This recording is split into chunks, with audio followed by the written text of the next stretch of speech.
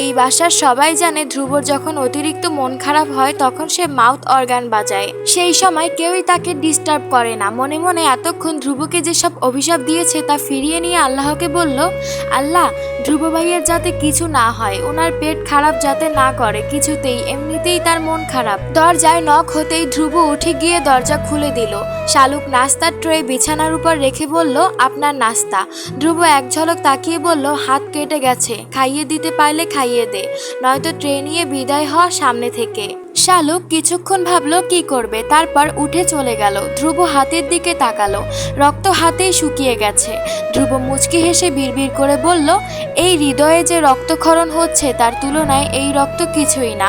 হৃদয়ে রক্তক্ষরণ নিয়ে বেঁচে থাকতে পারলে এই সামান্য হাতের কাটাকে কেন ভয় পাচ্ছি। হাসনা বেগম রুমে আসতে আসতে বললেন, হাত নাকি কেটে ফেলছিস ধ্রুব?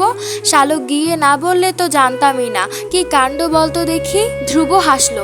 এই একটা মানুষ শুধু তাকে নিঃস্বার্থভাবে ভালোবেসেছে ছোটবেলা থেকে।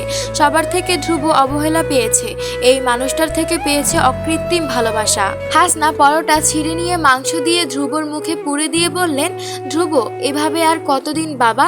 বাড়ির ছেলে বাড়িতে ফিরে আয়। কি যে হলো তোর হুট করে? খোকাও আমেরিকা চলে গেল, তুইও তার এক সপ্তাহ পর চলে গেলি। বাড়িটা কেমন খা খা করে বাবা। জহিরও আসে চট্টগ্রাম থেকে। তোর ফুপু ছেলের জন্য কি যে হাপিত্তিস করে মরে, অথচ ছেলেটা আসতেই চায় না।